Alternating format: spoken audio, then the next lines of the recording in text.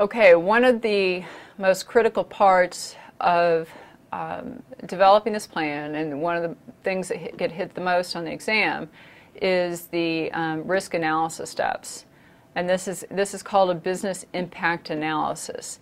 And basically, a business impact analysis is a risk analysis. And in Domain 1, we went through risk analysis, coming up with how to quantify or qualify risk. We went through that pretty deep. So I'm not going to repeat how to do a full risk analysis. I'm assuming that you've gone through that domain.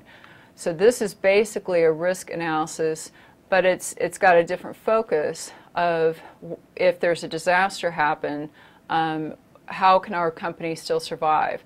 So we're going to step through each one of the components that needs to be carried out in the analysis, which would be identifying the critical business functions, identifying how we're going to gather data, whether it's going to be through surveys or workshops, how we're going to carry out the analysis, if it's going to be quantitative or qualitative.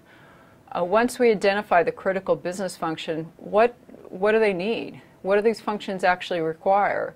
Software, hardware, people. Then we need to figure out how long these critical functions can last without these resources. So we need to calculate what's called MTD, and we'll go through that.